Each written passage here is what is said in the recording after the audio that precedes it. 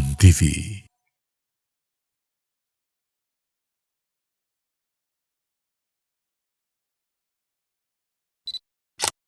Assalamualaikum warahmatullahi wabarakatuh.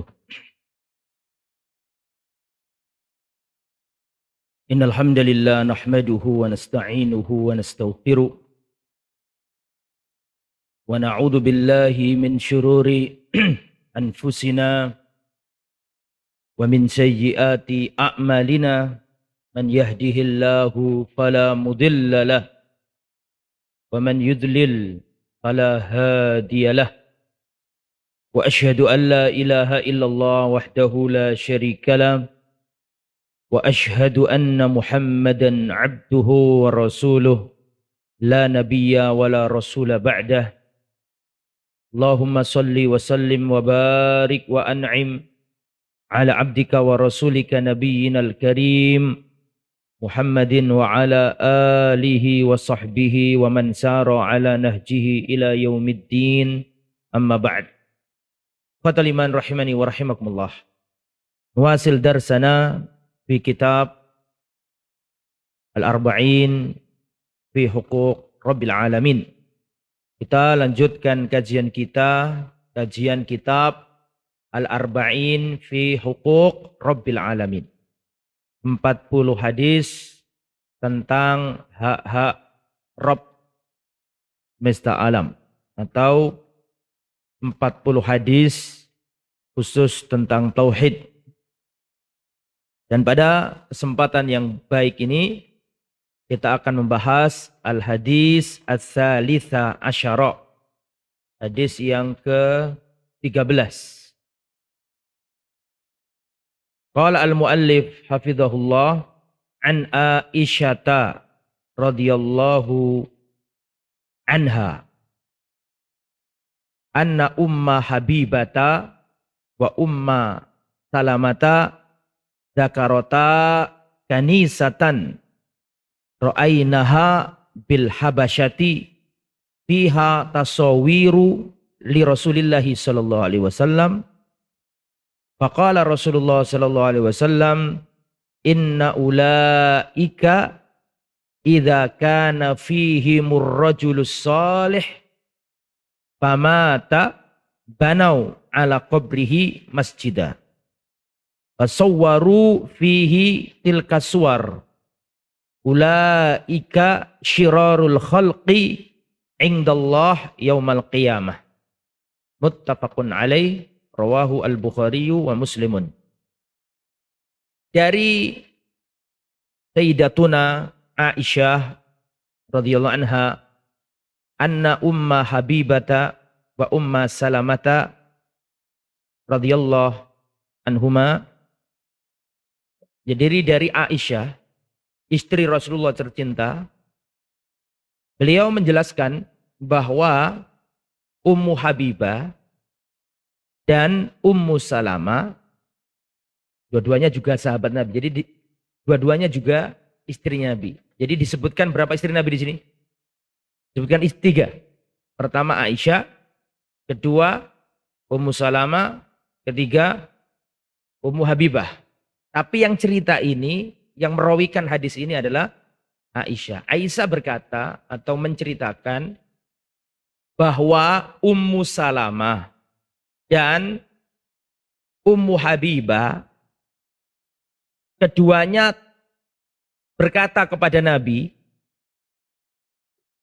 bahwa ada gereja yang dilihat oleh keduanya, yaitu dilihat oleh Ummu Habibah dan dilihat oleh siapa? Ummu Salamah. Kanisatan ra'ainaha bil habasyati. Ini dua-duanya ini pernah melihat gereja di negeri Habasyah. Fiha tasawir. Yang mana di dalam gereja itu ada tasawirnya. Ada surah, rupaka-rupaka. Ada gambar bernyawanya. Ada patung-patungnya. Ada pahatan-pahatan. Li Rasulillah. Hal itu disebutkan kepada Rasulullah. Jadi memang ada beberapa istrinya Nabi itu dulu pernah pergi atau hijrah ke Habasyah. Di antara istri-istri Nabi yang dulu sebelum jadi istri Nabi pernah hijrah ke Habasyah, di antaranya adalah Ummu Habibah dan Ummu Salam. Terus Ummu Habibah sama Ummu Salamah ini cerita ke Nabi, ya Rasulullah, dulu ketika kami di negeri Habasyah, Habasyah itu kalau sekarang ya Ethiopia, negara Afrika, ya, dari Yaman atau dari Jazirah Arab nyebrang melalui Laut Merah, ya, baru setelah itu Ethiopia. Ya Rasulullah, dulu ketika kami hijrah di negeri Habasyah, di sana ada gereja yang di dalam gereja itu ada tasawirnya, ada rupaka-rupakanya, ada patung, bisa gambar-gambar, bisa lukisan-lukisan, bisa pahatan-pahatan. Itu mana surah? Surah itu umum. Yang ada apa? Yang ada wajahnya. Bisa lukisan, bisa apa? Gambar bernyawa, bisa apa tadi? Patung. Jadi di gereja itu ada patung-patungnya, ada lukisan-lukisannya. Setelah dapat informasi dari kedua istrinya tersebut, maka Rasulullah berkata, mengomentari. Rasulullah berkata, inna ulaika, sesungguhnya mereka itu, idza kana fihimur rajulus soleh, kalau di tengah-tengah mereka ada orang soleh, ada orang yang baik, orang yang soleh, ahli agama, terus mati, pamata, banau ala kubrihi masjidah. Maka mereka membangun tempat peribadatan di kuburan mereka. Masjid secara umum adalah apa? Tempat. Makanya Rasulullah Shallallahu Alaihi Wasallam tentang masjid nih ya. Allah Subhanahu Wa Taala mengatakan, Subhanalladzi asra bi 'abdihi lailan minal masjidil haram ilal masjidil aqsa. Maha suci Allah yang telah memberangkatkan di malam hari nabinya dari Masjidil Haram sampai ke Masjidil Aqsa. Saya mau tanya, Masjidil Aqsa pada waktu itu dipakai sholat enggak? Dipakai sholat dengan sholatnya kita ini apa enggak? Tolong antum jawab, kok bingung? Rasulullah aja belum hijrah ke Medina kok. Rasulullah itu masih di Mekah. Jangan bingung dulu. Ayat ini, surat Al-Isra ayat pertama mengatakan, Subhanalladzi asra bi'abdihi lailan minal masjidil haram ilal masjidil aqsa alladzi barakna haulahu. Maha suci Allah yang telah mengisrakan, memberangkatkan perjalanan malam hari nabinya dari Masjidil Haram sampai ke Masjidil Aqsa. Itu Masjidil Aqsa sudah ada orang sholat, ada orang azan, ruku, tasbih, seperti kita ini ada enggak? Belum ada, itu masih dikuasai Romawi kok. Tapi Allah sudah menamainya dengan apa? Masjid. Bimakna makan fihilil ibadah. Wah, itu ya ikhwah. Jadi dipahami? Nah, seperti ini. Jadi kalau di antara orang Nasrani di negeri Habasyah itu, kalau ada orang ahli agama, orang soleh, orang yang dianggap ngerti, terus mati, banau ala qabrihi masjidah. Mereka membangun masjid di atas kuburan mereka. Lah, kata masjid di sini bukan berarti masjid seperti kita ini. Bisa dipahami? Tapi bermakna am, makan lil ish, disujud, makan lil ibadah. Moga antum paham. Maksudnya termasuk kanisa itu tadi. Gitu loh. Di membangun tempat ibadah di atas kuburan. Jadi ya Rasulullah, dulu ketika kami hijrah ke negeri Habasyah, kami menjumpai di sana itu ada gereja. Di dalam gereja itu ada patung-patungnya, ada lukisan-lukisannya. Dan sampai sekarang kan seperti itu kan kenyataannya. Sampai sekarang kan masih ada kayak gitu. Kata Rasulullah, mereka itu orang-orang Nasrani, apabila ada orang soleh di tengah-tengah mereka, ada orang ahli agama di tengah-tengah mereka, terus mati, banau ala qabrihi masjidah. Mereka akan membangun tempat peribadatan di atas kuburan orang soleh tersebut. Wasawwaru fihi tilkaswar. Kemudian mereka membuat rupaka-rupaka, membuat patung-patung, membuat lukisan-lukisan dari orang yang dianggap soleh tadi, yang mati tadi itu. Paham? Dibuatkan lukisannya, dibuatkan patungnya, dibuatkan gambarnya. Ulaika syirarul khalq. Mereka adalah sejelek-jeleknya makhluk. Indallah yaumal qiyamah. Di sisi Allah pada hari kiamat nanti. Muttafaqun alaih. Hadis ini mempunyai banyak pelajaran. Di antaranya adalah hadis ini menunjukkan fadilatu Ummi Salama wa Ummi Habibah. Hadis ini menunjukkan keutamaan Ummu Habibah dan Ummu Salam. Yang mana keduanya termasuk yang awal-awal masuk Islam. Bahkan terlunta-lunta dalam menjaga agama Islam. Sampai terusir ke negeri Habasyah. Perjalanan zaman dulu padang pasir, nyebrang pakai kapal.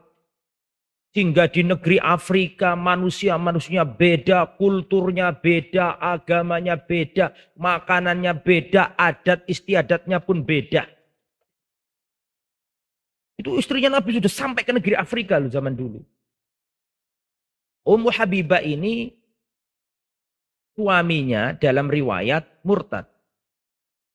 Hijrah sama suaminya.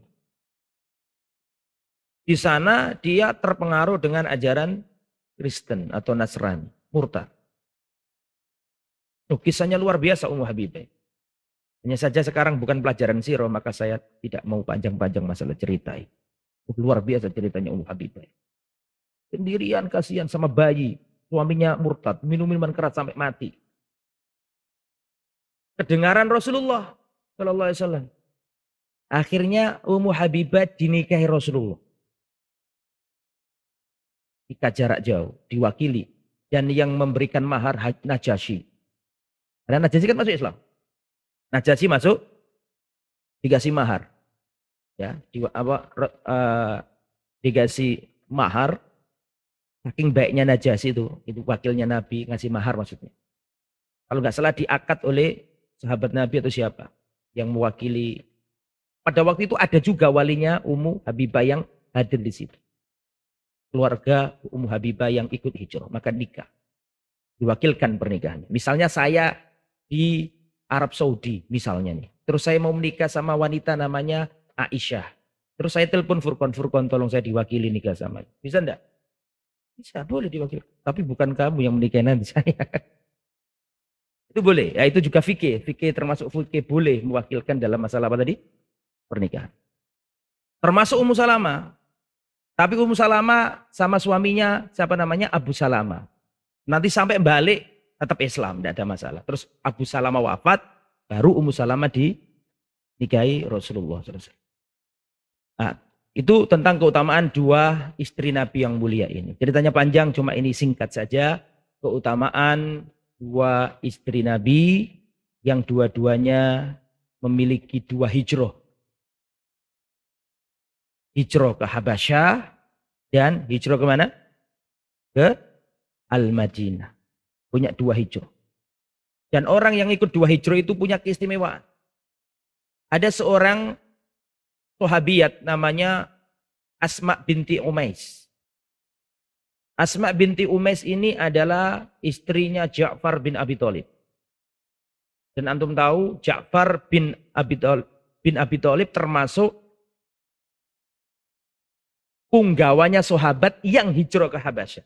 Termasuk juru bicaranya sahabat ketika hijrah di Habasyah dan berdialog dengan Raja Najasyi. Masih ingat kan ceritanya kan? Itu baliknya ke Jazirah Arab setelah Rasulullah hijrah dari Mekah ke Madinah dan di Madinah sampai perang Khaybar. Sudah lama itu. Itu berarti Ja'far, Asma binti Umais dan sahabat-sahabat yang di mana? Di Habasyah itu berarti gak sempat ikut perang Badr, gak sempat perang Uhud. Mereka jauh di negeri rantau. Terus mereka baliknya gak pakai ke Mekah. Langsung naik kapal menuju utara, langsung ke Madinah. Melalui Laut Merah itu. Untuk melihat peta nanti. Sampai di pesisir baru ke arah timur menuju Madinah. Kedatangannya Ja'far, Asma binti Umais dan rombongan sahabat-sahabat yang ikut hijrah dari apa tadi? Habasyah itu ketika selesai perang Khaybar. Berarti kan sudah lama itu, sudah jauh. Perang Badar sudah selesai, perang Uhud sudah selesai. Bahkan perang Ahzab, Khandaq itu sudah selesai. Itu baru datang Ja'far sama rombongan dari Habasyah itu.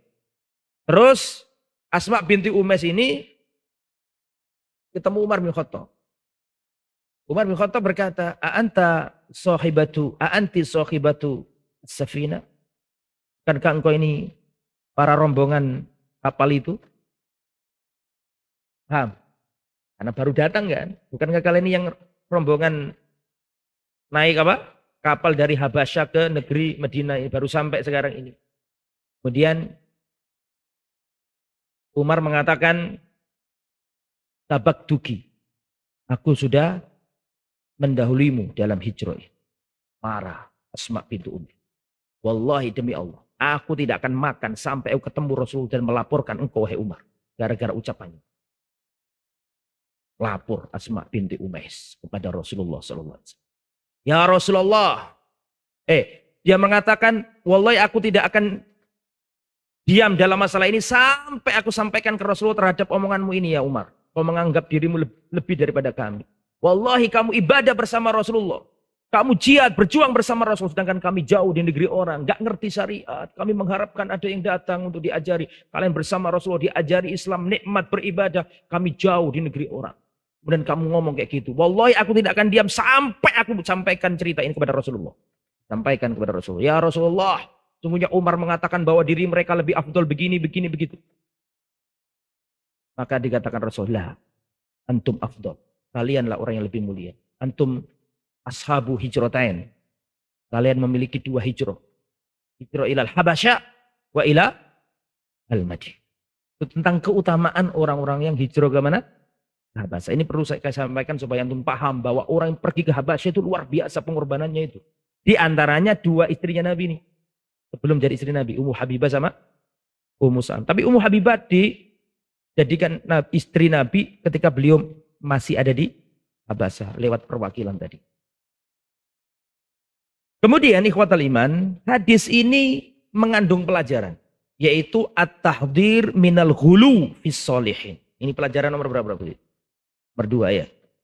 Hadis ini merupakan larangan keras, peringatan keras untuk ghulu, ekstrim, berlebihan dalam mengkultuskan orang soleh.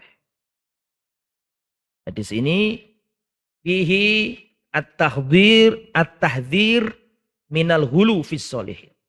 Ini adalah pelajaran yang nomor 2. Fihi at-tahdhir minal ghulu fis sholihin. Hadis ini merupakan peringatan keras dari berbuat ghulu, melampaui batas dalam mengkultuskan orang soleh. Ini diambil dari mana?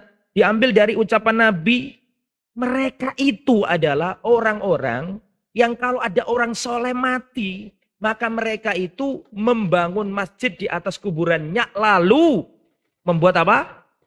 Patung-patung dan gambar-gambar. Ini peringatan keras. Bahkan Nabi mengancam dengan istilah apa tadi? Ulaika kirarul khalq. Mereka adalah sejelek-jelek makhluk. Ini berarti ancaman tegas terhadap orang yang hulu terhadap kuburan-kuburan orang soleh. Dan awal penyimpangan agama ini, saya ulangi ya, tolong perhatikan.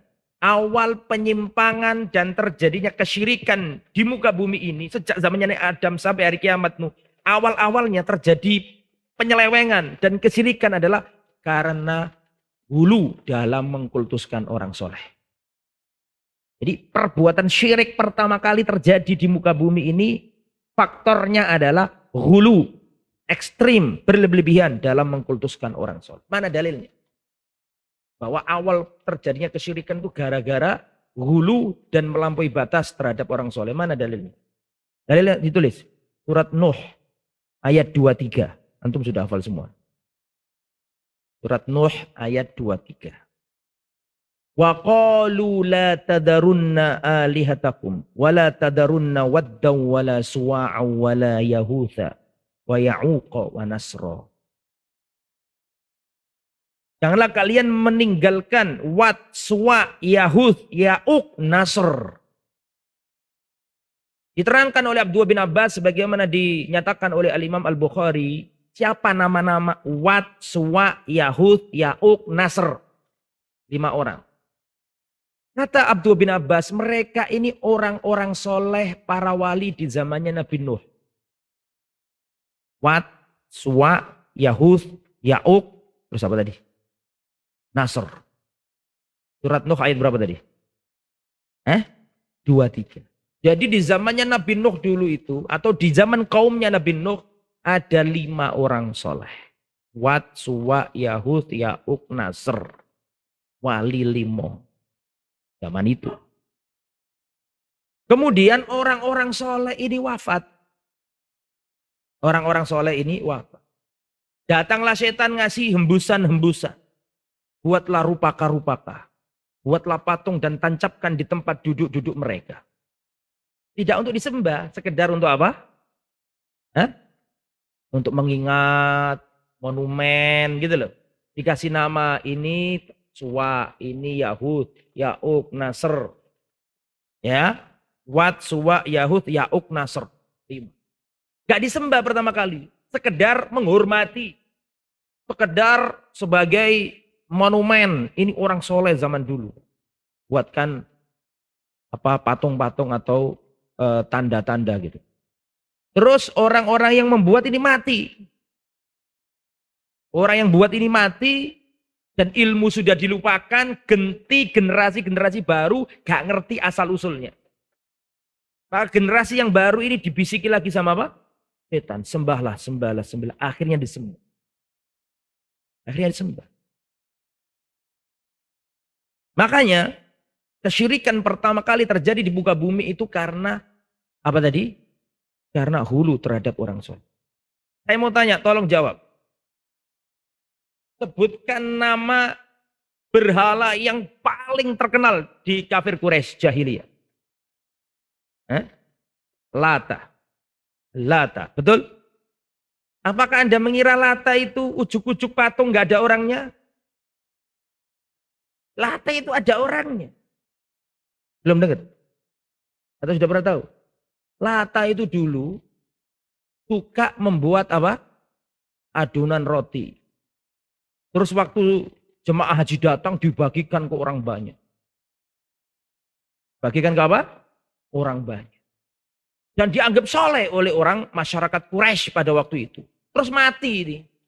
Karena mati itulah dibuatkan di kuburannya. Kuburannya. Terus kuburannya disembah, Lata. Ya, ada orangnya dulu itu. Ketika ditegur, kenapa kalian kok nyembah? Nyembah patung. Nyembah kubur. Mereka mengatakan, mana butuhum, kami nggak nyembah mereka. Illa liyuqarribuna ilallahi zulfa. Surat Az-Zumar ayat 3 kalau enggak 34.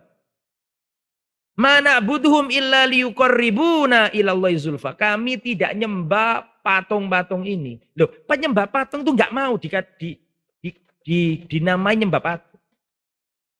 Saya bilang iya. Orang yang nyembah patung itu enggak mau dikatakan nyembah patung. Ketika orang-orang kafir ini ditanya, kenapa kalian nyembah patung? Mereka berkata, mana butuh lo, kami itu nggak nyembah mereka. Illa liyuqarribuna ilallahi zulfa. Cuman, ini kan dulu orang soleh-soleh. Liyuqarribuna. Supaya mereka itu mendekatkan diri kita kepada Allah. Ya tahu. Banter. Illa liyuqarribuna ilallahi zulfa. Hanya saja mereka ini orang-orang soleh ini akan mendekatkan diri kita kepada apa? Bahkan orang yang nyembah berhala pun gak mau dikatakan nyembah berhala. Dengan alasan apa tadi? Mendekatkan. Tawassul. Mendekatkan diri kita kepada Allah. Menurut mereka. Ja'an ini bin Abbas. Surat al-awthan allati kanat fi qawmin nuh fil arab ba'du amma wat kana likalab wa bidaumatil jandal. Kata, perhatikan. Dan tulis. Kata Abdullah bin Abbas. Maka patung-patung. Jadi gini ya, ada sonam, ada wasan. Ada asnam, ada ausan. Kalau sonam itu patung, berhala. Ya patung kalau sonam. Kalau wasan itu sesembahan berhala tapi nggak mesti ada patungnya. Bisa, Hah? Apa? Bisa apa namanya pohon, bisa akik, bisa keris, bisa kuburan, macam-macam. Itu ausan. Makanya Nabi kan la taj'al qabri wasanan yu'bad. Ya Allah jangan jadikan kuburanku wasan yang disembah. Paham? Jadi wasan lebih apa? Lebih umum. Kalau sonam itu ada matanya, ada hidungnya, ada ini sonam. Jamaknya asnam, betul? Kalau wasan jamaknya apa tadi? Ausan. Kalau ausan enggak mesti ada patungnya. Termasuk ya kuburan, termasuk pepohonan, termasuk akik, termasuk batu, termasuk gua. Itu ausan. Makanya Nabi kan diantara ucapannya Nabi, Allahumma la taj'al qabri watanan yu'bad. Ya Allah jangan jadikan kuburanku ausan yang disembah, berhala yang disembah. Enggak ada patungnya. Nah, kata Abdullah bin Abbas, berhala-berhala yang ada di zamannya kaum Nabi Nuh itu nanti akan dipelihara oleh bangsa Arab. Perhatikan, Wat kanat likaleb. Berhalanya Wat. Karena dia ada 5 tadi saya sebutkan. Apa saja tadi? Wat, Suwa, Wat, Suwa, terus Yahud, Ya'uk, Nasr. Ada 5 tadi kan. Itu Wat dijadikan sesembahannya suku Kaleb. Suku Kaleb. Di tempatnya di Daumatil Jandal. Adapun Suwa itu dijadikan sesembahan oleh suku Hudel. Suku apa? Hudel. Tulis. Jangan nggak ditulis. Ini informasi penting ini. Jarang Anda ketahui. Amma Yahud fakanat limurad.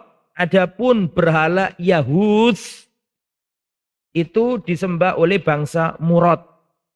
Ini berhala-berhala ini dilindungi oleh iblis supaya nggak punah.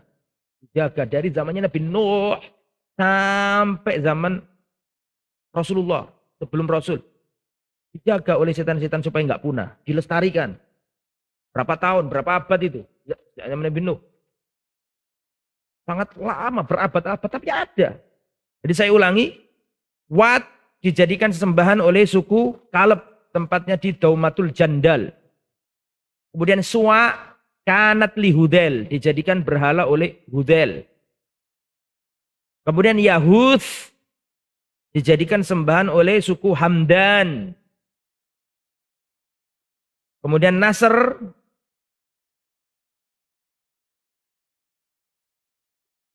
mohon maaf, Yahud tadi Bani apa tadi yang Yahud?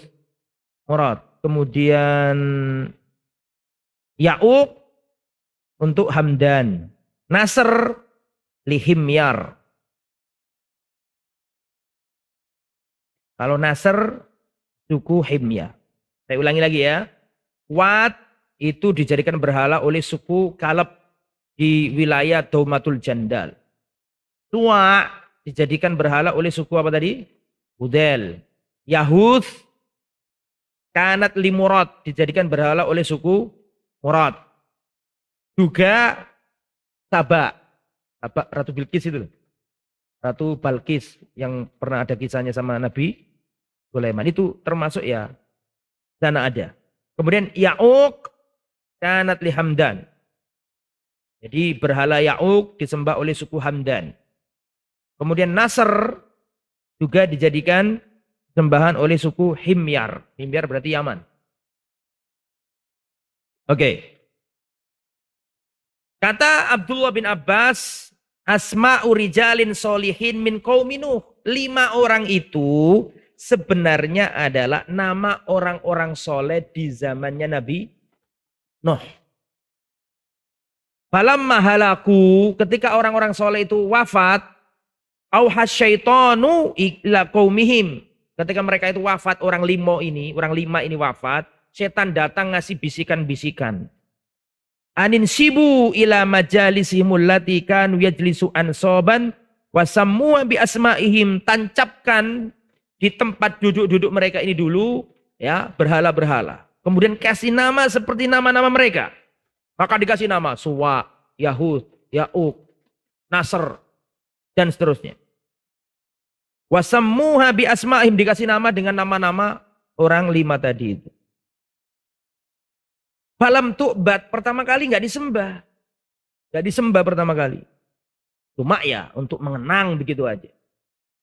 Tuh hatta idza halaka ulaika, sampai ketika orang-orang ini mati, wa tanassakhal ilmu, dan ilmu sudah banyak dilupakan, datang generasi baru bodoh-bodoh nggak ngerti, ubidat, akhirnya hanya nggak boleh buat patung-patung. Termasuk kuburan dibangun megah, dikasih lampu-lampu, dicium-cium, dikasih selambu. Ini tidak boleh. Rasulullah melarang itu. Tidak tahu apakah mereka itu nggak tahu hadis ini atau pura-pura nggak tahu. Jelas Rasulullah melarang meninggikan kuburan. Ditinggikan, dikasih selambu, dikasih hiasan-hiasan. Itu nggak ada di zaman Nabi. Kuburan Nabi tidak diperlakukan seperti itu oleh para sahabat. Kuburan Nabi tidak diperlakukan seperti itu oleh para sahabat. Kuburannya Abu Bakar tidak diperlakukan seperti itu oleh para sahabat, oleh para tabi'in. Enggak. Ya. Kemudian ikhwatal iman, selanjutnya. Pelajaran nomor berapa? Nomor 3. Hirsus sahaba ala adamil hulu fis solihin. Semangatnya sahabat agar tidak hulu, ekstrim, melampaui batas dalam mengkultuskan orang-orang soleh.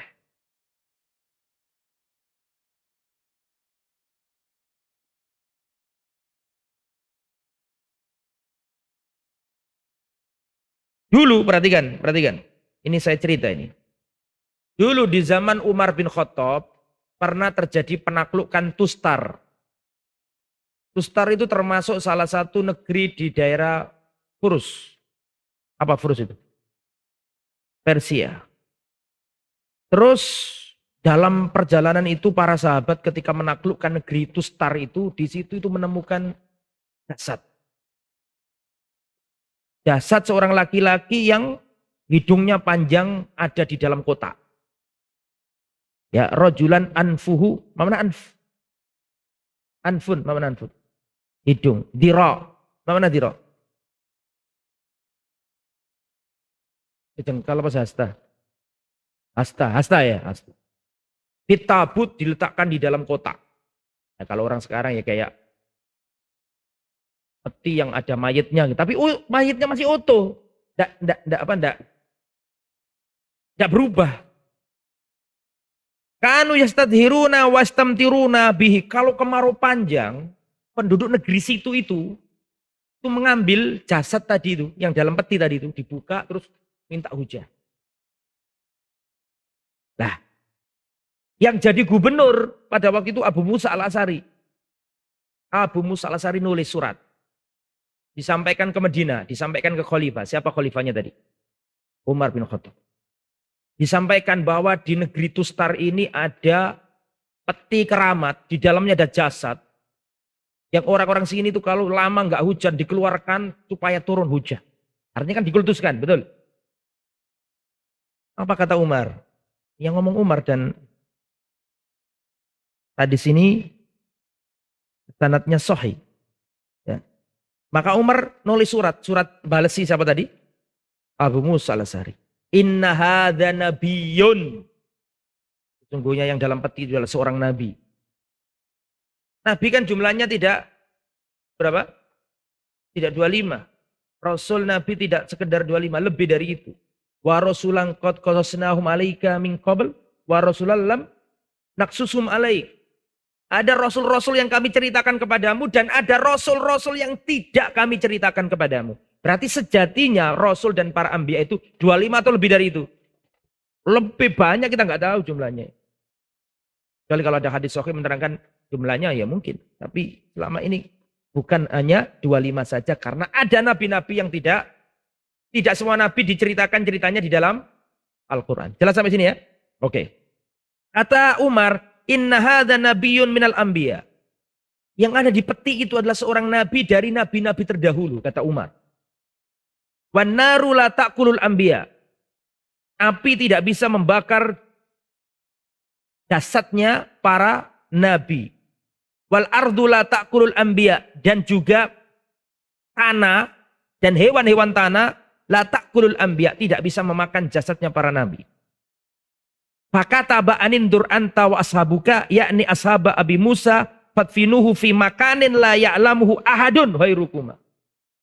Maka saya perintahkan kepadamu wahai Abu Musa al-Ash'ari.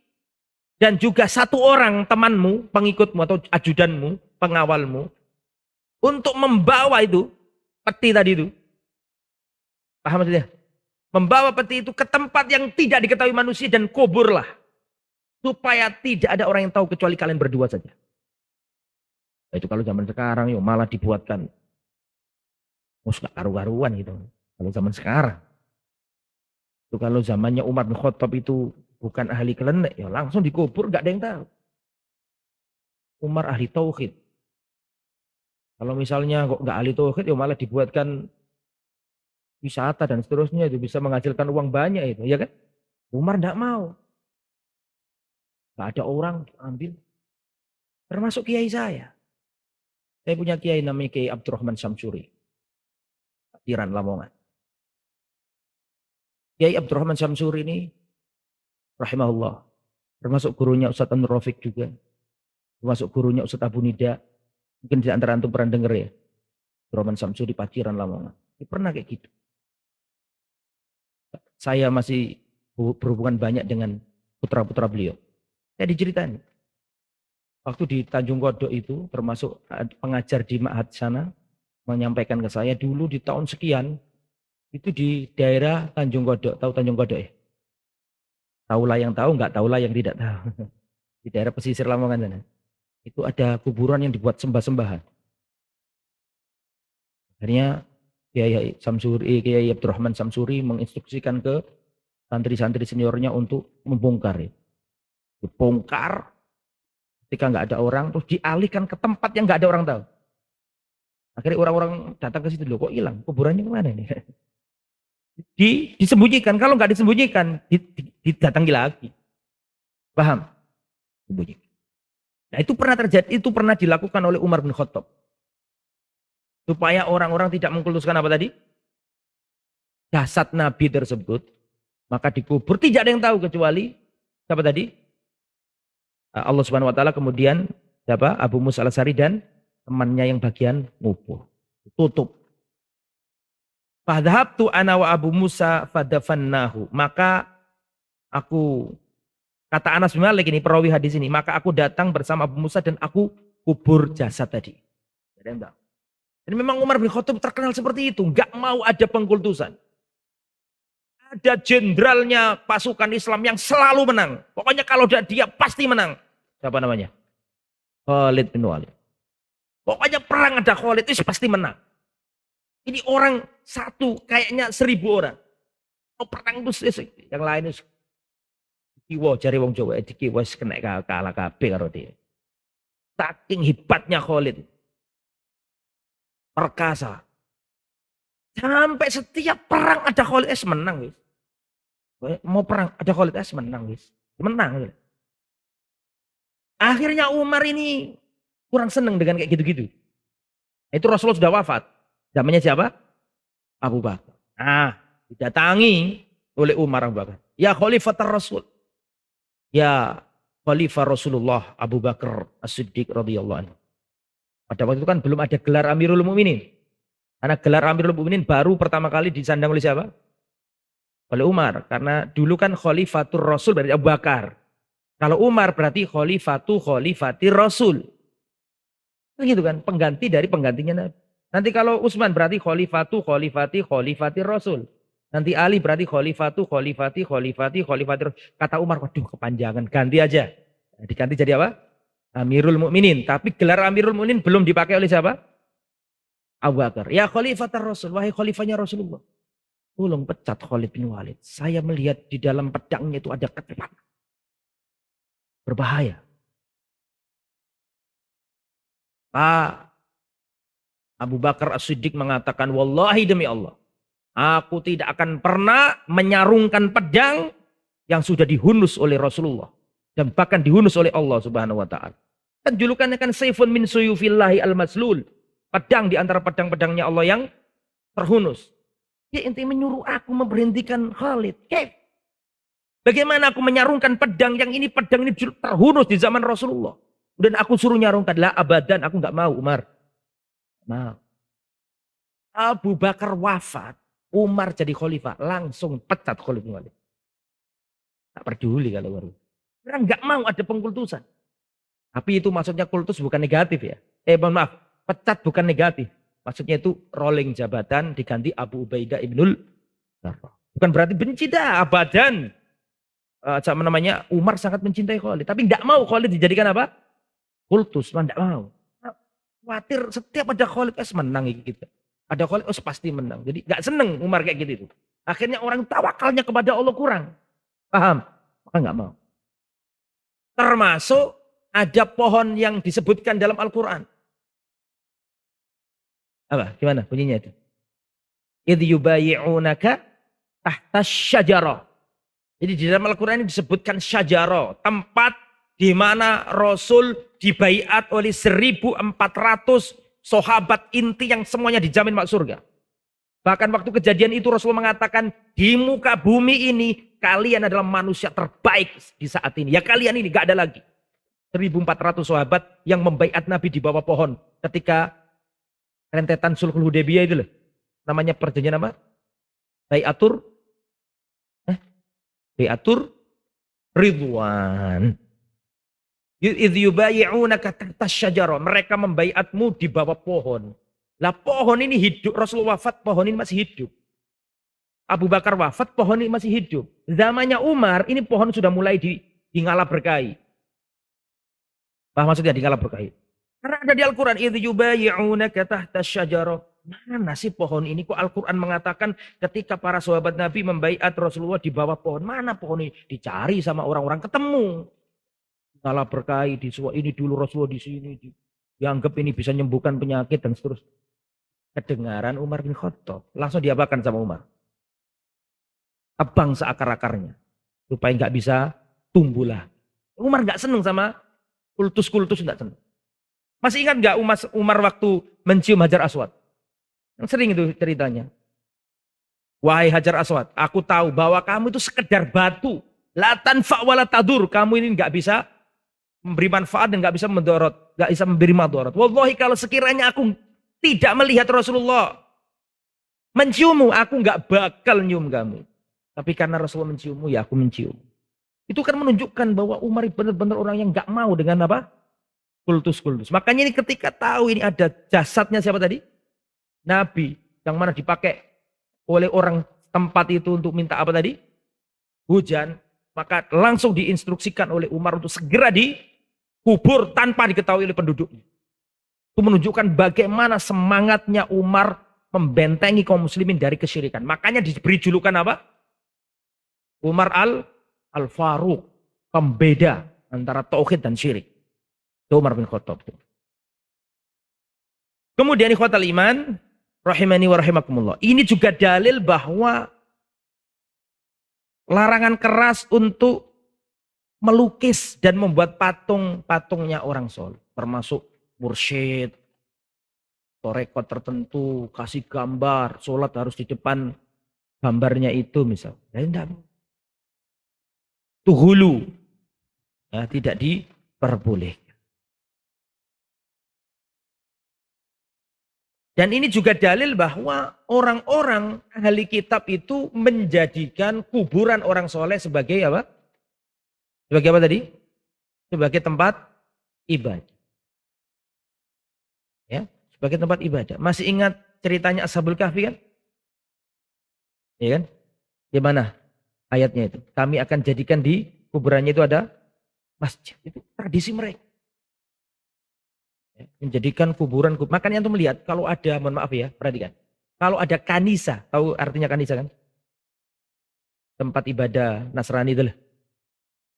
Di mana ada kanisa tua, biasanya ada kuburan di sini.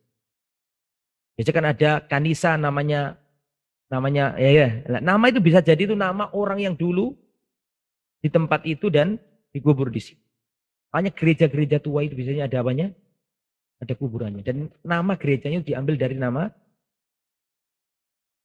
opo jenenge. Nama itu tadi penggembalanya tadi itu yang ada di situ itu. Ya. Adzan ya, silakan adzan dulu. Silakan. Baik, nuwasil qalilan. Fihi at-tahdhir asy-syadid min ittikhadil qubur masajidah.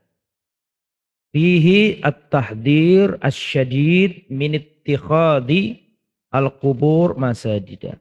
Dalam hadis ini ada larangan keras, ada peringatan keras dari menjadikan kuburan sebagai masjid. Jadi nggak boleh menjadikan kuburan sebagai masjid. Rasulullah menjelang wafat, detik-detik sebelum wafat, di antara ucapannya Nabi adalah la'anallahu al-yahuda wan nasara ittakhadhu qubur anbiya'ihim masajidah. Laknat Allah atas orang Yahudi dan Nasrani yang menjadikan kuburan para nabi sebagai apa? Masjid. Ya, laknat Allah bagi orang Yahudi dan Nasrani yang menjadikan kuburan para nabi sebagai masjid. Kemudian al-masajid al-mabniyah alal kubur laha suratain. Laha suratani. Masjid yang dibangun di atas kuburan itu ada dua macam. Masjid yang dibangun di atas kuburan itu ada dua gambaran. Yang pertama, an yakunal qabru sabiqon lil masjid.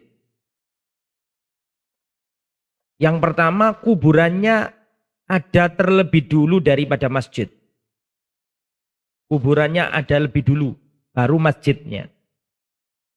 Bayubnal masjid alal qabr, maka masjidnya dibangun di atas kuburan. Fala budda min izalati hadal masjid, maka ini masjidnya harus dihilangkan. Bi ijma'i ahli ilmu, ini berdasarkan kesepakatan ahli ilmu, ijma'. Qala al-allama as-Suyuti, al-imam as-Suyuti berkata, Suyuti madhabnya Syafi'i. Al-imam as-Suyuti berkata, hadhil masajidu al-mabniyatu alal kubur yata'ayyan izalatuha. Masjid-masjid yang dibangun di atas kuburan harus dihilangkan.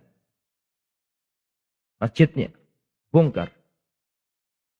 Hadza mimma la khilafa fihi bainal ulama al-ma'rufin. Ini tidak ada selisih pendapat. Tidak ada khilaf pendapat di antara kaum muslimin. Wa tuhramu wala tasihhu wa tahrumu wala tasihhu as-salatu fi hadhil masajid. Dan haram salat serta salatnya tidak sah di masjid yang di situ dibangun di atas kuburan. Ini gambaran pertama. Gambaran yang kedua, an yudfanar rajulu fil masjid. Masjidnya yang ada duluan. Beda ya? Kalau yang pertama tadi yang mana yang duluan? Kuburan. Yang kedua ini an yudfanar rajulu fil masjid. Seseorang dikubur di masjid. Berarti masjidnya duluan. Masjidnya sudah ada terus dikubur di dalam masjid. Fayakunul masjid sabiqon lil qabri. Masjidnya duluan baru kuburan. Fayuhramud dafnu fil masjid, tidak boleh mengubur mayit di dalam kuburan. Di dalam apa?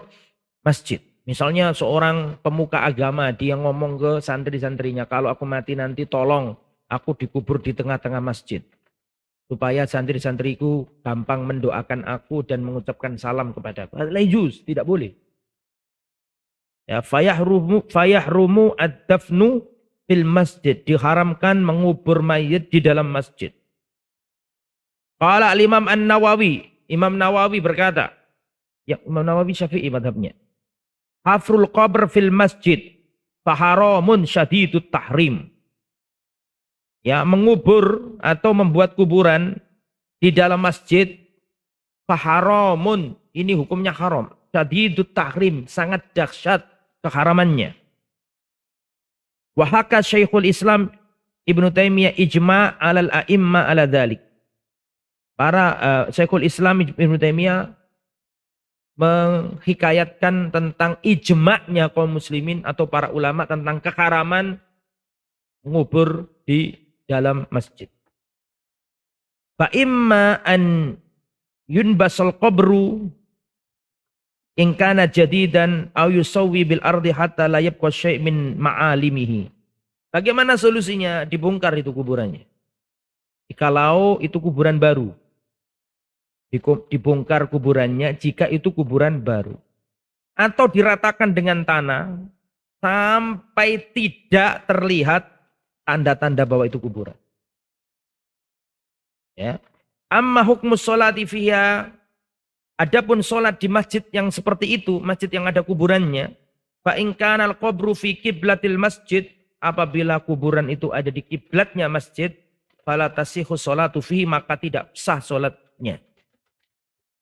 Tetapi kalau sudah ada pembatas, ada pembeda, ada tembok, ada jalan, maka sebagaimana difatwakan oleh Syekh Utsaimin tidak mengapa.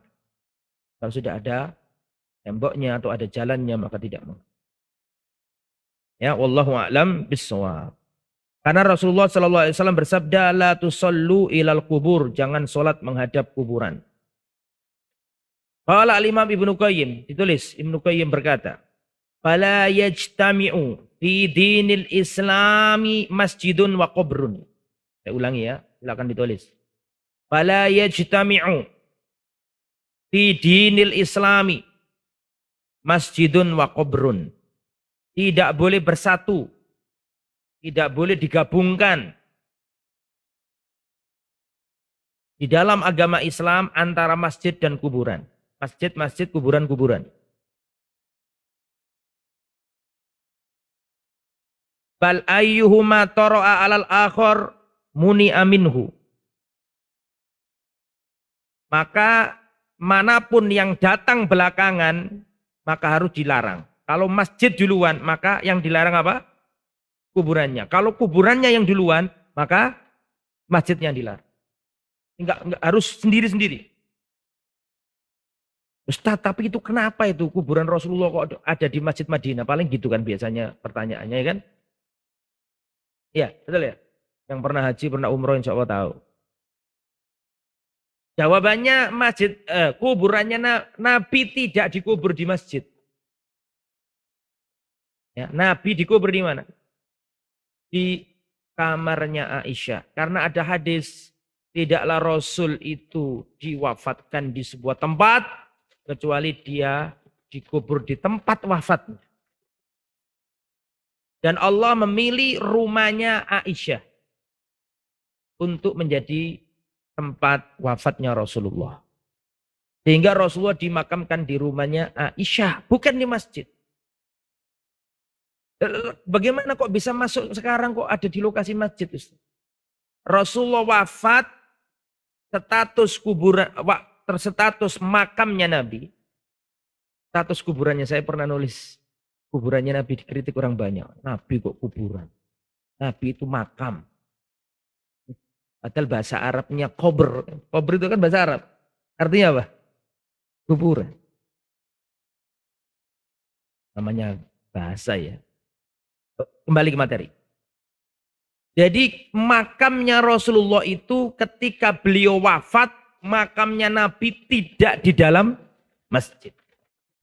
Kemudian diganti Abu Bakar. Di zamannya Abu Bakar, makamnya Nabi masih di luar masjid. Abu Bakar wafat, diganti Umar. Umar di zaman pemerintahan Umar, makamnya Nabi masih di luar masjid. Umar wafat, diganti Utsman bin Affan. Ya, Utsman bin Affan jadi khalifah, kuburan makamnya Nabi masih di luar masjid. Sampai Utsman wafat, diganti oleh Khalifah Ali bin Abi Thalib. Ya, Ali bin Abi Thalib memindahkan ibu kota negara dari Madinah ke mana? Ke Kufah. Makamnya Nabi masih di luar masjid. Diganti Al-Hasan. Sampai Al-Hasan lengser. Bahkan sampai Al-Hasan wafat. Makam Nabi masih di luar masjid. Sampai di zaman Sayyidina Muawiyah radhiyallahu anhum ajma'in. Sampai Muawiyah wafat masih di luar masjid. Sampai datang salah satu Khalifah Bani Umayyah pada waktu itu yang jadi gubernur Madinah adalah Umar bin Abdul Aziz. Umar bin Abdul Aziz belum jadi apa? Khalifah, masih jadi gubernur. Terus ada instruksi dari Khalifah dari Damaskus, dinasti Umayyah ya, untuk meluaskan Masjid Nabawi. Jadi Masjid Nabawi sudah ada perluasan sejak zamannya Utsman, tapi tidak perluasan yang mengarah ke apa tadi? Rumah atau makam baginda Muhammad sallallahu alaihi wasallam.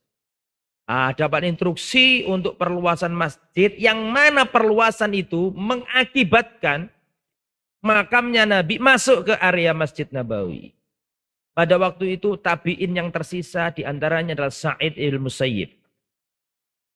Sa'id ibn Musayyib ini mantunya Abu Hurairah. Tahu Abu Hurairah? Menantunya Abu Hurairah. Orangnya ahli ilmu. Ya, mengingatkan para pemimpin kekhalifahan pada waktu, diingatkan, didebat, dijelaskan. Tapi tugasnya ulama ya menyampaikan saja. Ya, yang punya keputusan ya para pemegang kebijakan. Akhirnya pada waktu itu tidak dihiraukan. Sehingga sejak itulah makam Rasul masuk ke area apa? Nah, itu pun zaman sekarang pemerintahan Arab Saudi mengambil jalan tengah. Di tembok besar ya kan? Tembok besar dan dijaga oleh apa? Askar atau tentara-tentara supaya tidak terjadi pengkultusan. Itu yang bisa disampaikan. Terima kasih banyak. Jazakumullah khairan katsiran. Semoga apa yang disampaikan bermanfaat. Subhanakallahumma bihamdika asyhadu an la ilaha illa anta astaghfiruka wa atubu ilaik. Wassalamualaikum warahmatullahi wabarakatuh. Dukung channel kami dengan like, subscribe, dan aktifkan notifikasi agar kamu tidak ketinggalan video-video menarik lainnya.